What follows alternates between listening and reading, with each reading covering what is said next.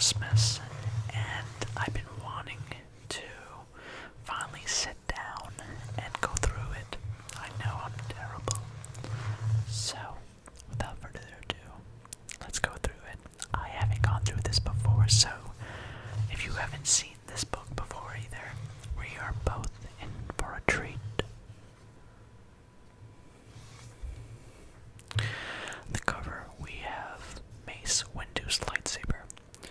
Then we have Luke Skywalker's second lightsaber. Well, this is really Luke's lightsaber, being that he uses Anakin's in the first two movies. But I digress.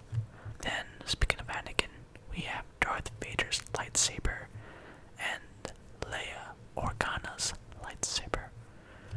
So, let's dig right in. Now, I really like what we have here, because upon first view, these are concept drawings for the lightsabers. And I'm actually going to zoom out so we can see both pages on this, just so we have everything in one shot. This seems to work a lot better. So, let me get comfortable here. So, these are Ralph McQuarrie's earlier designs. Now, I know that these are Ralph McQuarrie because I've seen these same designs appear in his concept art. So these are, it's funny, they're called torches. So, these were like the earlier designs of the lightsabers when everything was still being planned for this very first Star Wars movie ever. And I think these are just later on detailed pencils. I'm really excited to see what else is inside this book. And here we go.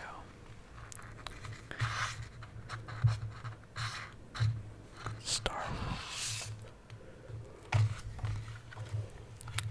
Some art from The Force Awakens.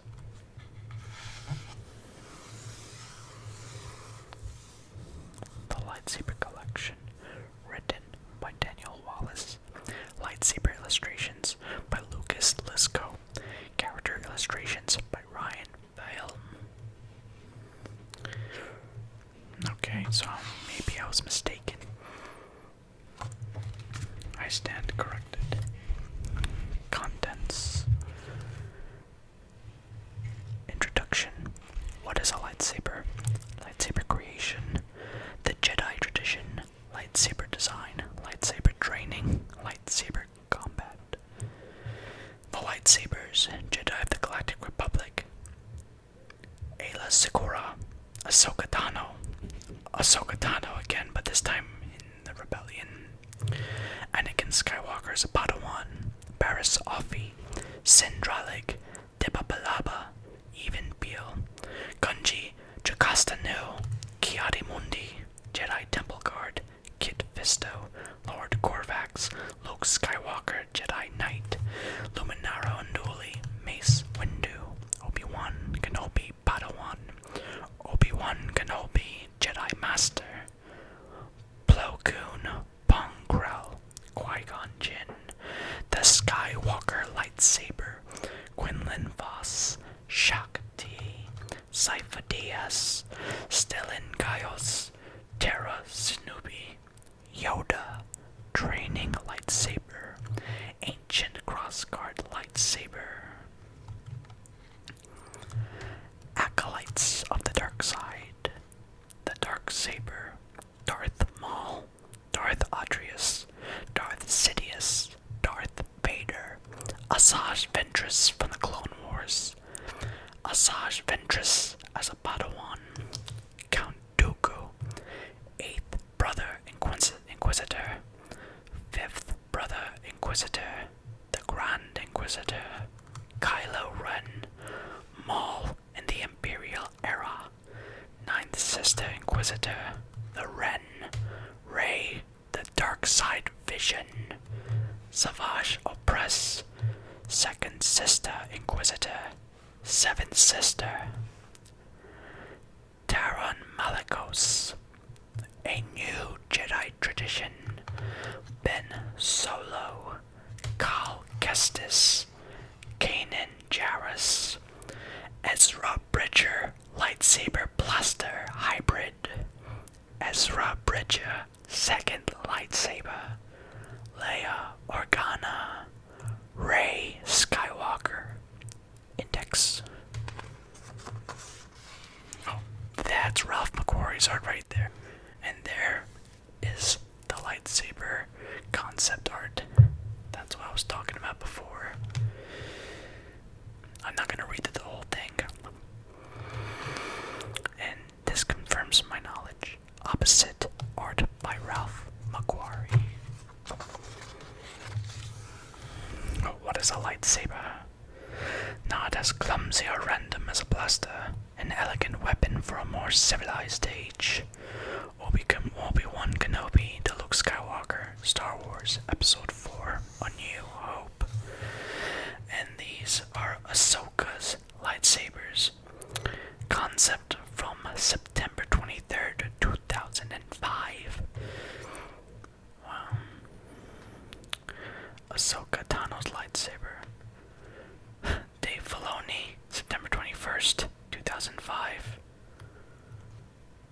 Okay. Oh, this one scene from Rogue One is probably my favorite live-action Darth Vader scenes ever. I see you have constructed a new lightsaber. Your skills are complete. Darth Vader to Luke Skywalker. Star Wars Episode 6, Return of the Jedi. Okay. The Jedi tradition. To strike an unarmed man is hardly the Jedi way. Anakin Skywalker. Looking at the lightsaber here. It wasn't split into yet, so this picture is probably from The Force Awakens.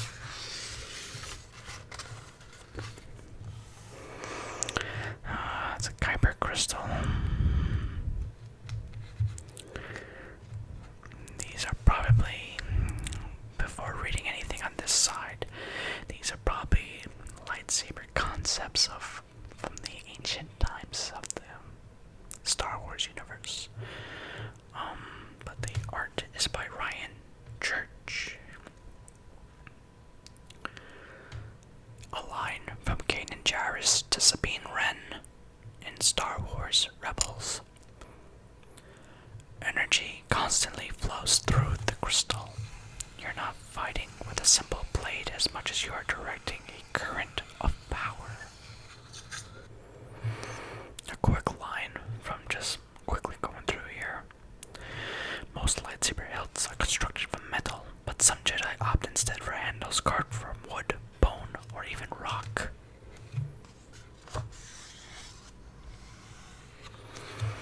Oh, I remember this picture. This was either a poster or concept art for Return of the Jedi before it came out, describing a deleted scene that you can see on Disney Plus. It would have taken place in the beginning of Return of the Jedi, showing Luke constructing his new lightsaber on Tatooine. Lightsaber training from Obi-Wan Kenobi to Anakin Skywalker, Star Wars Episode 2, Attack of the Clones.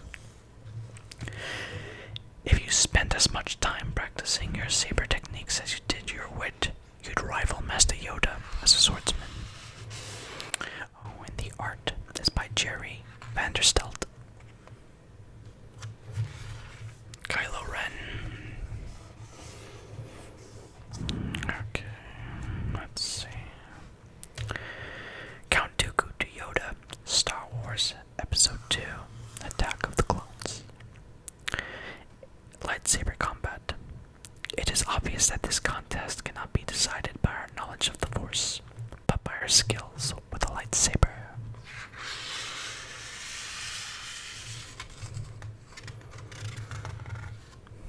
The lightsabers. Jedi of the Galactic Republic.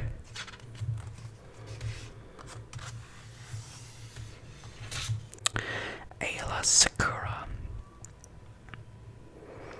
This blue-skinned Twi'lek fights for the Republic during the Clone Wars, only to perish in a barrage of clone trooper blaster fire during Star Wars Episode 3, Revenge of the Sith Order 66 montage.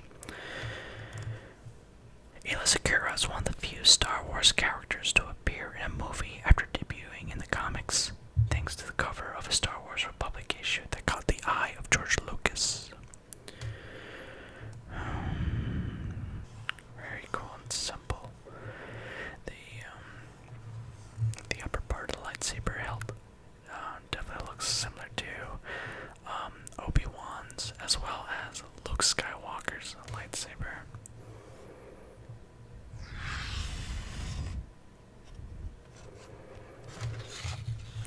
Ahsoka Tano, Clone Wars. Oh, these are beautiful art pictures. She gains rapid experience during the Clone Wars once the Jedi Council pairs her with Anakin Skywalker for her battlefield apprenticeship, and over time they become a formidable pair.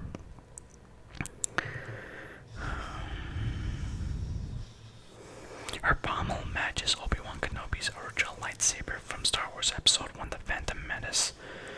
Dave Filoni designed her saber this way as both Jedi would be mentors to her throughout the series. Oh. The upper portion of her saber takes its design from Anakin's lightsaber, but it's split down the middle and then flipped to create a mirror image, resulting in the groove.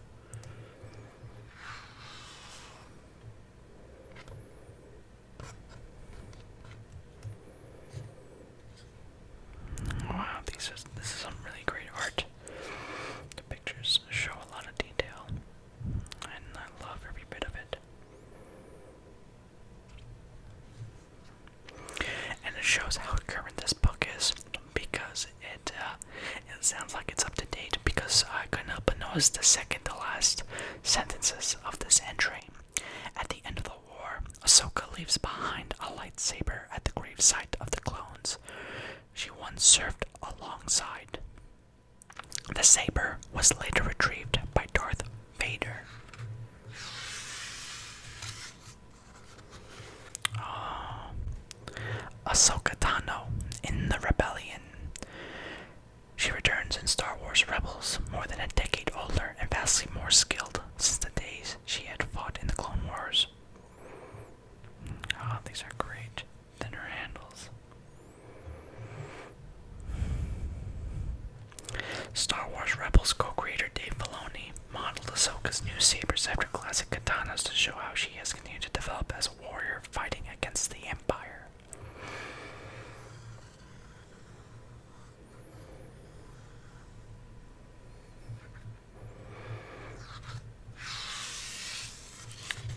Oh, Darth Vader's.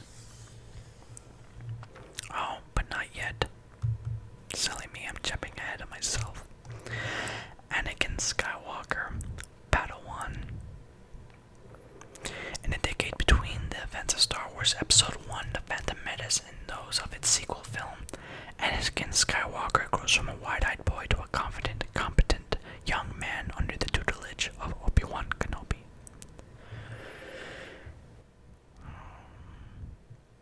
The lightsaber is lost on Geonosis after an assembly line machine slices it in half. Obi-Wan's gonna kill me. Stunt coordinator Nick Gillard was impressed by Hayden Christensen's performance as Anakin, stating, "I've seen hundreds of sword fighters, but who do it for a living, and he leaves them all in his wake." That's very cool. Barriss Offee. Barriss Offee survives the Battle of Geonosis and goes on to fight in the Clone Wars, only to grow disillusioned and disgusted by the war's cruel costs. Inspired to take actions. Barriss bombs the Jedi Temple in Star Wars: The Clone Wars, a crime mistakenly pinned on her fellow Padawan, Ahsoka Tano. The lightsaber emits a blue energy blade and has a metallic hilt with a cap on one end and a ringed emitter on the other. Prominent dials and buttons control the activation and intensity of the blade, but do not interfere with Barriss's combat grip.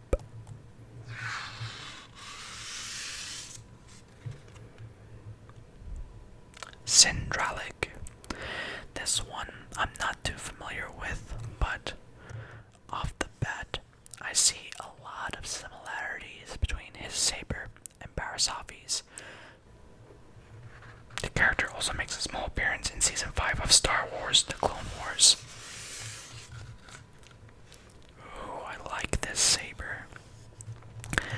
Debabalaba. And if I'm not mistaken, we see her in the first episode of The Bad Batch. Wow, this is the first time I've seen her lightsaber, and I think it's the most elegant one I've seen so far. I mean, look at it. It's even more sleek than Anakin's or Luke's.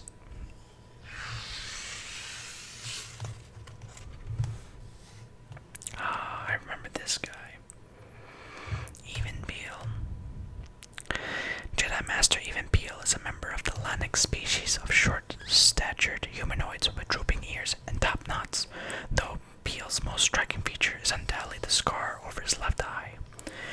The character can be seen sitting along his fellow members of the Jedi Council in Star Wars Episode 1, The Phantom Menace, portrayed by actress Michaela Cottrell beneath facial prosthetics and heavy makeup.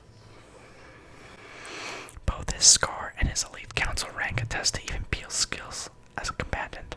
Like Yoda, Even Peel carries a half-size Shadow's lightsaber, a practical acknowledgement of the different fighting style required of smaller duelists.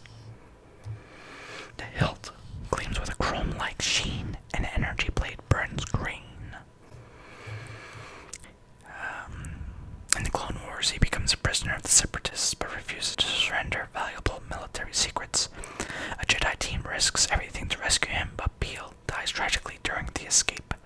This opens up a vacancy on the Jedi Council, with Jedi Knight Anakin Skywalker taking the spot during the events of Star Wars Episode 3, Revenge of the Sith. So, if you ever wondered what seat Anakin takes in the council, it was this fellow's right here. Oh, I love Gungi.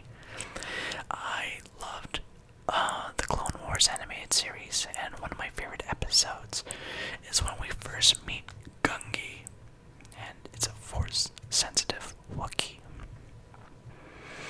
In Star Wars: The Clone Wars, a Wookiee student named Gungi fashions his lightsaber from a hunk of wood, crafting a memorable tribute to his arboreal heritage as a Kashyyyk canopy climber.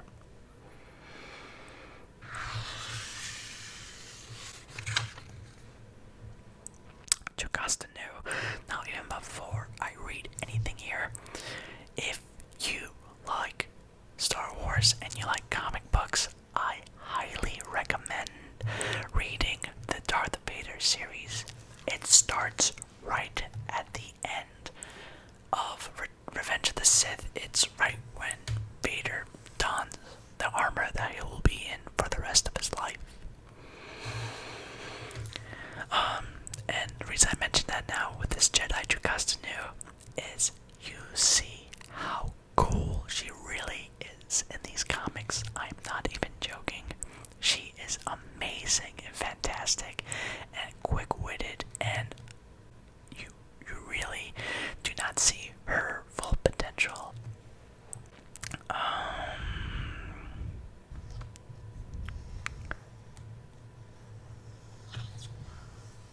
It's a very simple design, but I dig it. Oh, what a treat. So apparently the comic books is mentioned in this entry. Let's take a read. According to the Star Wars comics, Jocasta Nu survives Order 66, but returns returns to Coruscant on a mission to preserve Jedi secrets. Despite her ingenious construction of a lightsaber rifle that fires extremely powerful energy bolts, she ultimately loses her life to Darth Vader. You heard that right. A rifle that you put your lightsaber into, and it fires lightsaber bolts. Ki-Adi-Mundi. Now this guy, I really like finding the most interesting because he's the only Jedi whose outfit has the hood as part of the main outfit, not just part of the robe that goes over the outfit. I'm a big fan of hoodies, so I totally get it. Jedi Council member Ki-Adi-Mundi is introduced in Star Wars Episode 1, The Phantom Menace. Fights on Geonosis in Star Wars Episode 2, Attack of the Clones, and is given a tragic send-off when his clone troopers turn traitor in Star Wars Episode 3, Revenge of the Sith.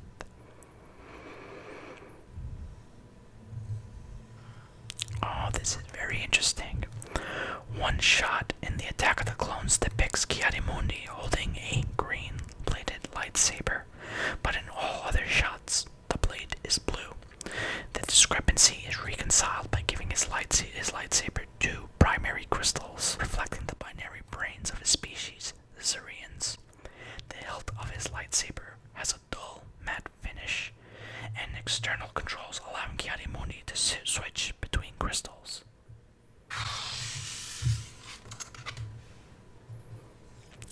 During Order 66, Master Sindralik commands the ranks of the Jedi Temple's guards. Temple guards don't wear their individual lightsabers while on duty, instead carrying thick, double-bladed staff weapons commonly known as lightsaber pikes.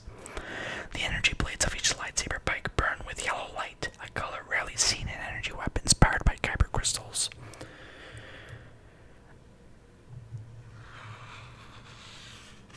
Oh, this page opens up even further. Oh wow, okay, I'm going to have to adjust the book a moment. Oh wow, that's really cool.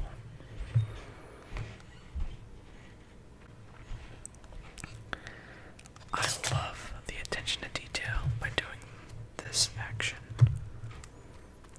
Okay, looks like we're getting into the world of the virtual reality video game.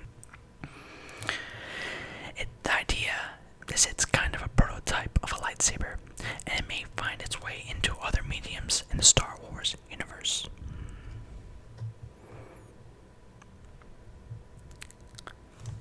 I'm not too fond of the design, but I really dig it at the same time. Something very classic, and I like how it really does look like a relic. Oh, I know this lightsaber.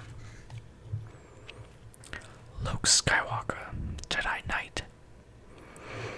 His lightsaber is introduced to audiences when he brandishes his new handcrafted blade while perched on a gangplank above the mouth of a hungry Sarlacc in Star Wars Episode 6, Return of the Jedi. A scene showing the construction of the saber was ultimately cut from Return of the Jedi, but added as an extra feature for a Blu-ray box set release.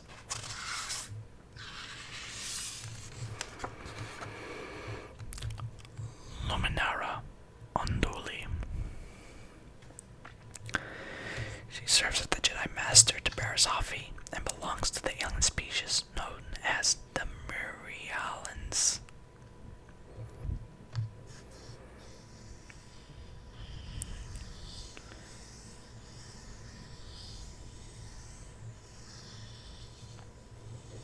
In Star Wars The Clone Wars, the character is voiced by Olivia D'Abo, who also offers a line of encouragement to Rey in a voiceover featured in Star Wars Episode 9, The Rise of Skywalker. I'm definitely seeing some similarities to Darth Maul's lightsaber hilt.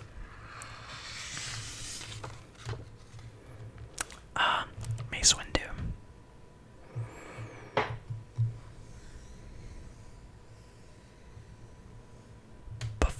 filming the climactic battle of Geonosis in Attack of the Clones, Mace Windu actor Samuel L. Jackson made a specific request of George Lucas.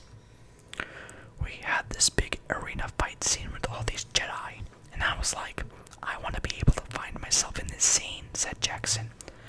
I say to George, you think you can get a purple lightsaber? I'm like the second baddest Jedi in the universe.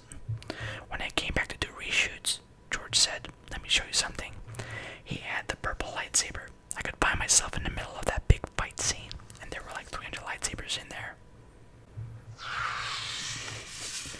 Oh, Samuel Jackson.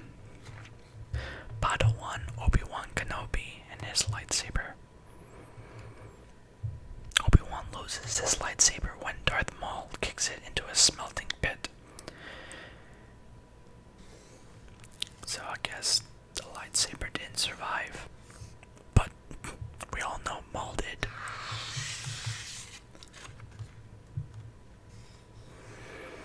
Obi-Wan Kenobi, Jedi Master. The Hilt design eschews the use of complete exterior plating, allowing a partial peek into the saber's inner structure. Years later, Luke Skywalker emulates its design in his green-plated saber.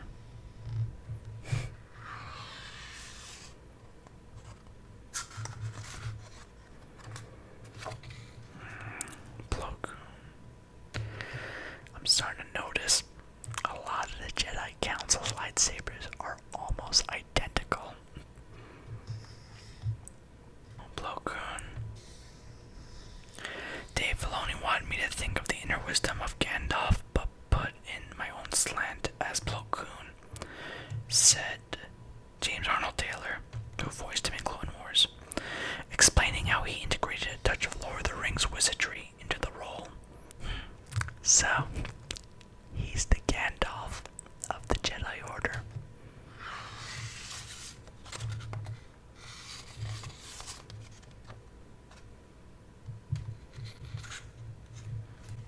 Oh, I hate this guy. Pongrel. If you watched the Clone Wars, these are some of the most difficult episodes to get through because you have sympathy for the clones at this point, and you are seeing a Jedi who abuses them. It's funny they didn't do a extended shot like they did for the Temple Guard saber, but I guess they hate this guy too. Qui-Gon Jinn. Though he studied under Count Dooku, Qui-Gon's lightsaber bears no resemblance to his master's bent-hilt dueling design.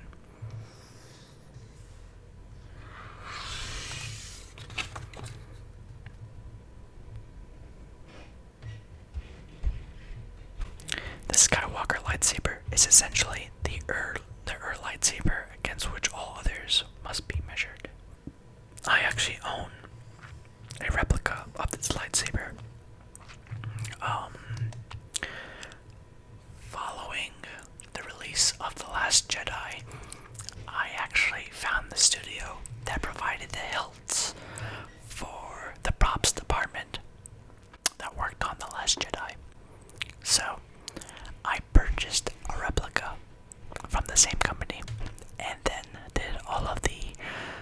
purchased all of the modifications to make it look more and more screen accurate to what we have in The Last Jedi, and I might do that in another video. Oh, this one opens up as well. Okay, gotta move the book again. Be very careful.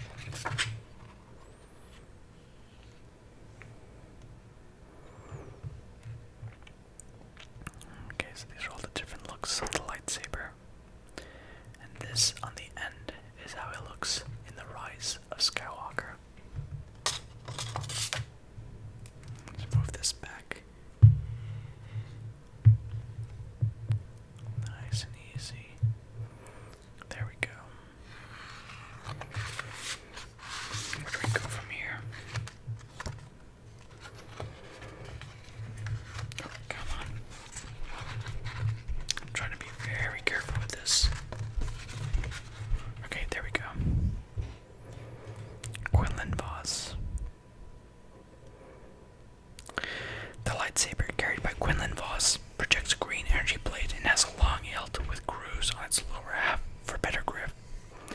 Its internal components are sealed up tightly inside a robust alloy shell, and the hilt has few visible controls beyond its activation stud. I see some similarities to Obi-Wan's Padawan lightsaber. Shakti.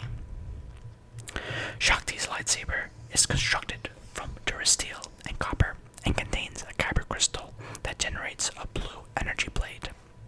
The hilt has a clean design made from neatly interlocking segments.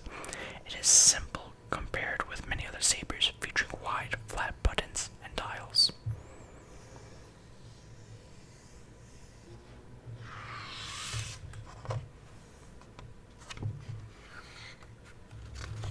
Oh, I missed a page. Synesthesia.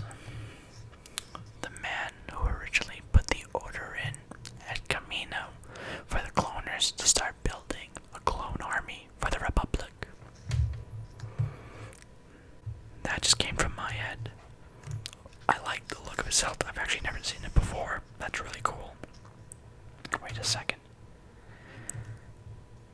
Oh, for a split second, it looks like they could, be dual emitter, as in two blades. That's pretty cool.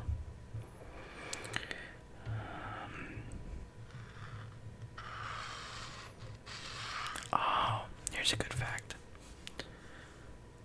Jedi Master Synesthesia, gifted with the power of premonition, foresees the rise of the Sith and secretly arranges for the Republic's clone militarization circa the Battle of Naboo.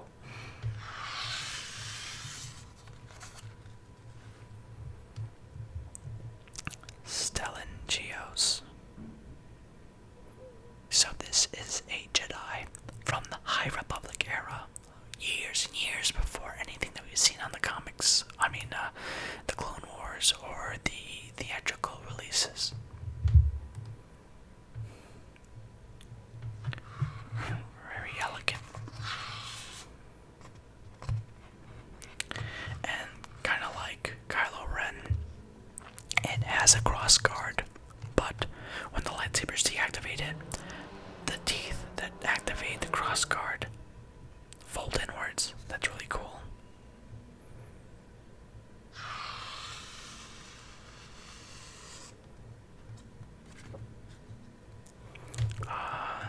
Tara Sinubi. I liked his stories on the Clone Wars. Yeah, so I really like the uniqueness of his blade, because it's actually the hilt makes his walking stick.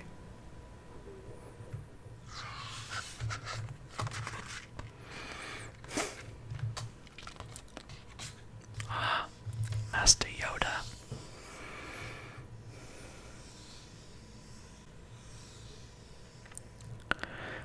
Closer examination of Yoda's lightsaber reveals both the hilt and the blade to be smaller than most, more akin to a shuttle blade that lightsaber users sometimes wield in their non-dominant hand. Its size, of course, makes it perfectly scaled to Yoda's frame, and the Jedi Master conceals the weapon in the folds of his robe rather than hanging it conspicuously from his belt.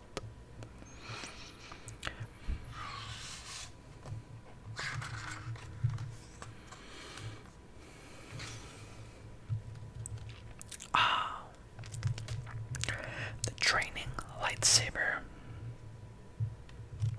The training lightsabers used in sessions like Yoda's lesson are small, typically 16.5 centimeters long, to fit young hands. The hilts are built for durability from durasteel, copper, and tempered plastics. Because they are shared property, each one may be handled by hundreds or thousands of students, and thus it is no surprise that the hilts exhibit signs of extreme wear. The energy blade of a training lightsaber can be blue or green, but is always calibrated to a lower intensity setting that renders the device incapable of inflicting serious injury. However, a solid hit will still deliver a shock that temporarily numbs muscles, an uncomfortable jolt designed to encourage proficiency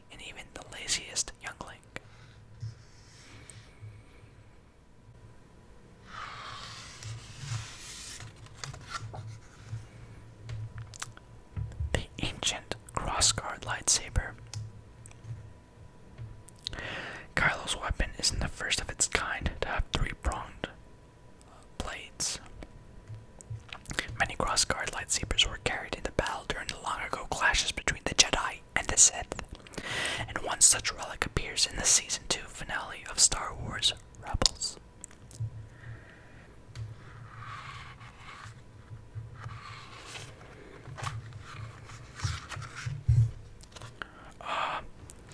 Here we go. Acolytes of the dark side. Of course, the first one being Darth Maul.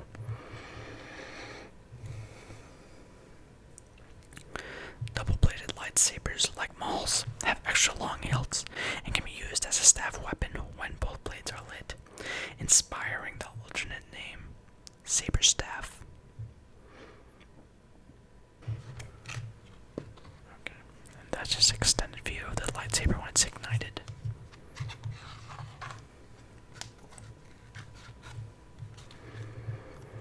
Okay, so this is a Sith Lord I am not familiar with at all. This is the first time I'm seeing this name. So, with that being said, I'm gonna do a quick reading. Upon achieving the rank of Sith Lord, an elite evildoer takes a new name, preceded with the honorific of Darth. One such figure, Darth Atreus, emerges in the Star Wars comics series when the smuggler Synesthesia recovers his rare lightsabers in order to earn a fat payday from a deep-pocketed crime boss. The twin lightsabers that belong to Darth Atreus can fetch a high price because of their age, their crossguard design, and their remarkable psychic signature. It is said that anyone who holds them will inevitably fall under a murderous spell, echoing the furious blood loss felt by Darth Atreus as he cuts down foes in a whirlwind of rage. Each lightsaber hilt features recessed activation controls with a beveled emitter shroud marked by a sharp prong on one side.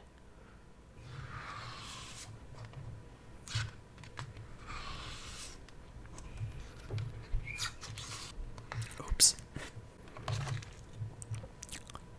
Darth Sidious. The hilt is a compact 19 centimeters long with a smooth, almost organic metal plating. According to lore, the hilt is made from frick, an incredibly strong and rare alloy with golden caps made of aurodium. Sidious hides the weapon inside a decorative desk sculpture in his office in Coruscant Senate building.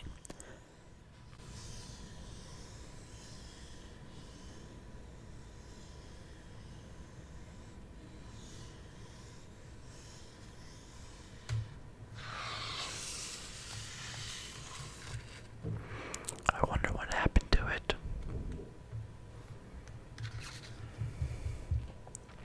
Darth Vader. It bears design similarities to his original lightsaber. Its hilt, solidly constructed from a shiny silver alloy, and features numerous black highlights, including raised hand grip fins and a matte cover for the chamber concealing the weapon's power cell. Inside the hilt are two dual-phase crystals that allows Vader to control the power and length of the blade through adjustment knobs.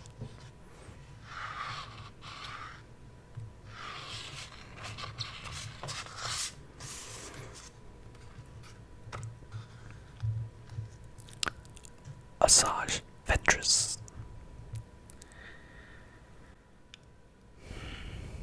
Both of Ventress's blades have bent hilts reminiscent of Dooku's saber, striped black hand grips along the silver hilts give the sabers an animalistic appearance. Ventress can connect the hilts end to end, forming a double-bladed weapon with an S-shaped grip.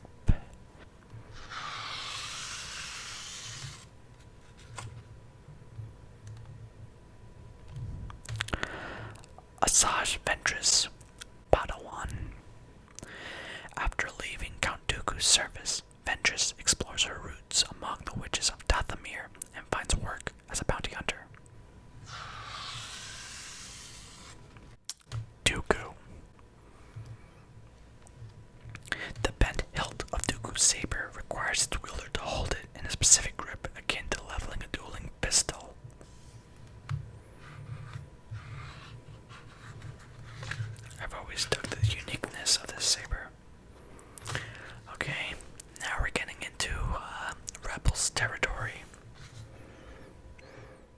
The eighth brother's lightsaber has a smoother, more integrated appearance than other models carried by the Inquisitors, with the hilt merging with the emitter ring to form a solid spoke across the midline. This sturdiness makes it an effective melee weapon, particularly when the red energy blades are deactivated and the spinning buzzsaw teeth protrude from a hidden groove.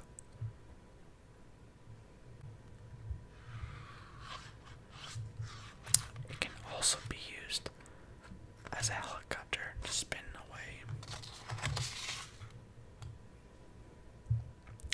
Like other Inquisitors, he carries a spinning lightsaber, though his model features a broad, flattened emitter disc with notches cut into each side. Each blade emitter has a grid of small holes drilled into it to prevent overheating. The saber's two-tone hilt is bisected lengthwise by a swooping, organic curve. The fifth brother relies on powerful slashing moves in combat, knowing that his strength will give him an edge over most opponents.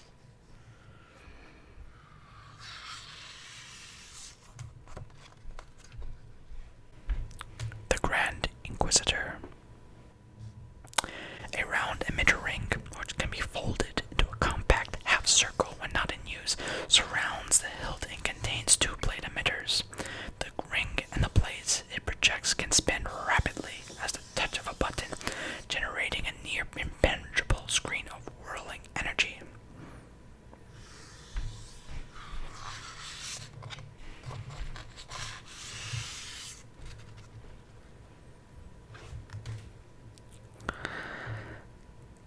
Kylo Ren.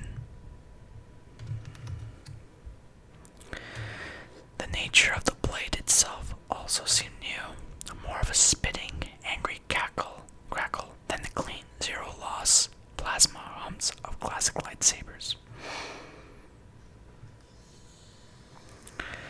The hilt of Kylo's lightsaber is the saber he originally carries as Ben Solo before his fall to the dark side.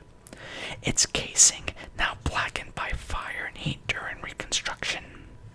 A cracked kyber crystal powers that blade, resulting in flame-like emissions as the overclocked plasma burns excess energy. To lessen this effect, Kylo installs a pair of Quillen emitters that vent energy at perpendicular angles, the finishing touch that provides the weapon's distinctive broadsword shape. The crossguard design, developed in ancient times, gives Kylo Ren an edge in combat by allowing him to stab or slash his enemies at extremely close range.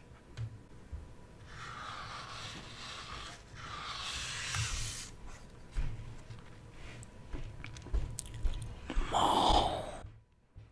Imperial Era. By the time of Star Wars Rebels, Maul has constructed a new double-bladed lightsaber to replace his original. Apparently constructed from the pieces of a double-bladed Inquisitor lightsaber,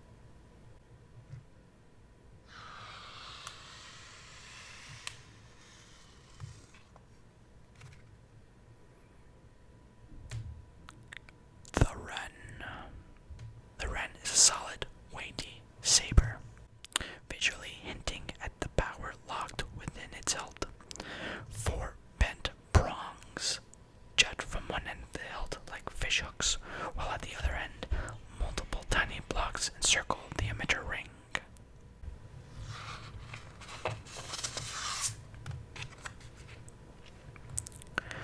Ray, dark side vision.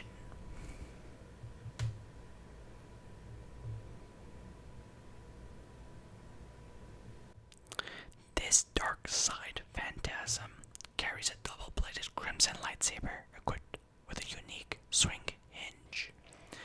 The metallic hilt silver sheen is discolored by carbonized blackening around the emitter shrouds. Black rings break up the hilt's uneven surface. When folded in half, both blades can be ignited in parallel, and with the flick of a wrist, the hilt can swing fully open and lock into place as a saber staff.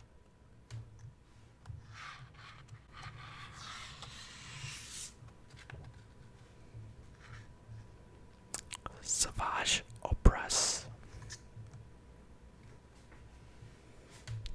At first, Savage Opress wields a pike as his primary weapon, but eventually he replaces it with a double-bladed lightsaber similar to the one carried by his brother, Darth Maul.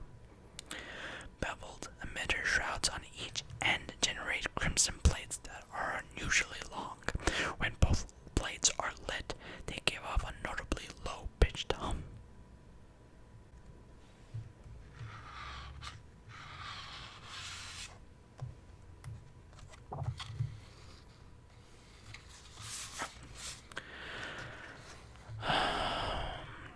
More Inquisitors. The second sister carries an Inquisitorious lightsaber with a ring-shaped spinner that supports a pair of energy blade emitters. You know what? I think all of these Inquisitors could have been knocked out in one page. Wouldn't you agree? Let me know what you think in the comments.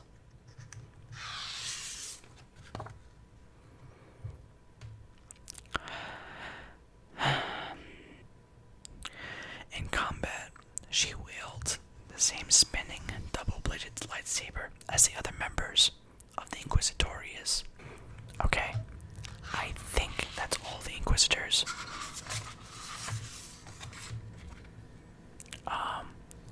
Taron Malicos. This is a character that we meet on Dathomir in the video game Star Wars Jedi Fallen Order.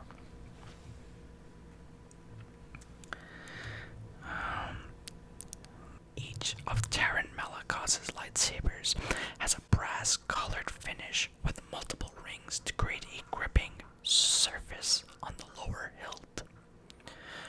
Above a narrow midsection, the upper segment is decorated with patterns of polished metal and matte brushed metal. A red energy blade emerges from an emitter ring situated between two metal prongs.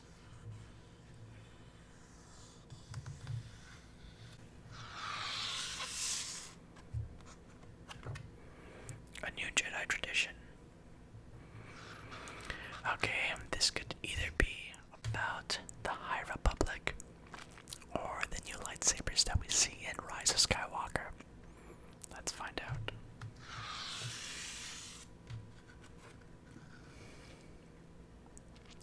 There we go. Ben Solo. His lightsaber is depicted only briefly in Star Wars Episode 7, The Last Jedi. No, Episode 8, sorry. And is shown to have a blue energy blade. Closer inspection shows notable similarities to the red-bladed crossguard lightsaber wielded by Ben after he reinvents himself as Kylo Ren. In truth, Ben's saber and the crystal within become the structural basis for Kylo's fire-blackened broadsword. The fin grips on the hilt of Ben's saber are similar to those found on Darth Vader's lightsaber, but with additional flaring at the base.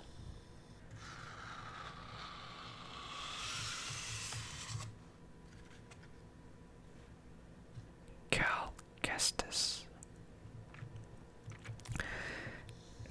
He appears in Star Wars Jedi Fallen Order, and it's a video game I thoroughly enjoy, and I recommend to any Star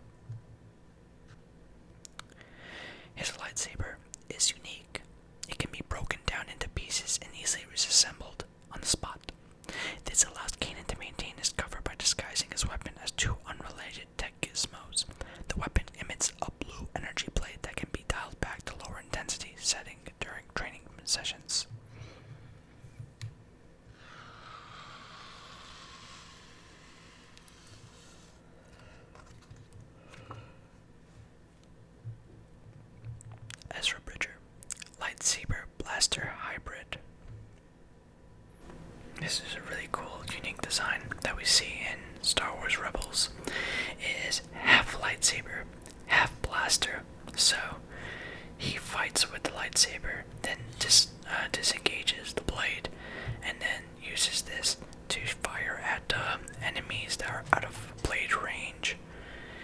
It's a rather cool design, and I wish they mass produced it. I've only seen it as like a tiny miniature cheap plastic kid's toy version.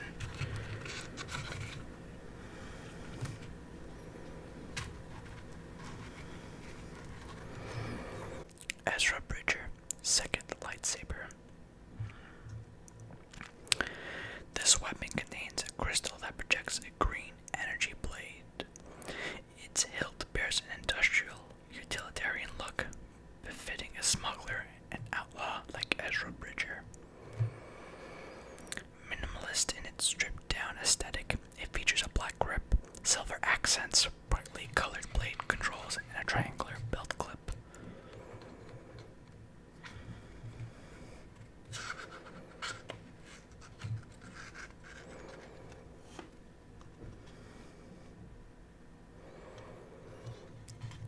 Leia Organa.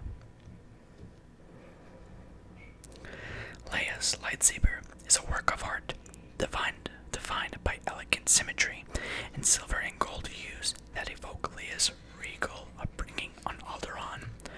Curved metal grips are spaced around the midsection surrounding a crystal heart that projects a blue blade. The narrow neck and ringed image of the saber bear similarities to those on Luke's green-bladed lightsaber.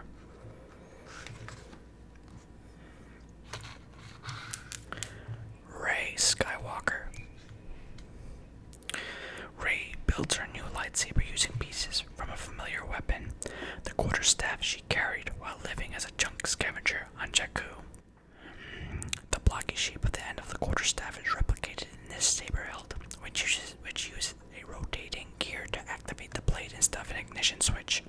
Its heavy, clunky exterior armor makes it resistant to impact and wear and tear.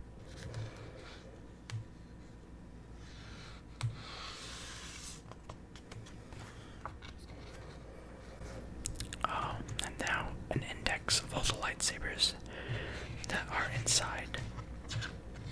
I really dig it. Plus, it really gives you an opportunity to see which sabers have a really distinct shared design. Like, for example, Kit Fisto and Luminar Unduli and Syndralic. The designs of their lightsabers are so very similar, and it's very obvious. Same with Plo Koon. But I don't hate on it.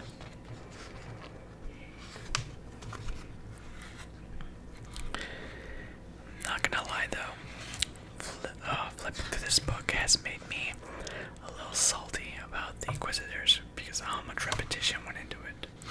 But overall, I really enjoy this book. Wait a moment. I think I missed the page with the Darksaber. So I'm gonna go to the end, and then we're gonna go back to the Darksaber and read about it. But yeah, I'm pretty sure I missed it. So, back to the front again. Acolytes of the dark side. Oh, I must have just skipped it by accident. The Darksaber is a one-of-a-kind artifact that serves as a symbol of authority. According to tradition, whoever wields the Darksaber is the rightful ruler of the Mandalorian people. The weapon is related to the Jedi lightsaber, but is unique in both shape and color. Its energy ends in an angled point similar to that of some metal swords, but its black blade crackles with and is outlined by white plasma energy. The blade is flat rather than cylindrical, emerging from a narrow slit at one end of the rectangular hilt. Okay, now we've officially gone through the entire book. Well, that concludes our video.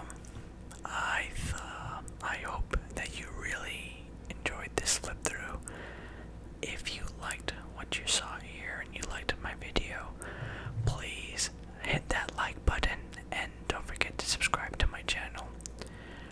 It really means a lot to me, and it makes all this worth it. So I hope you have a good rest of your day or evening.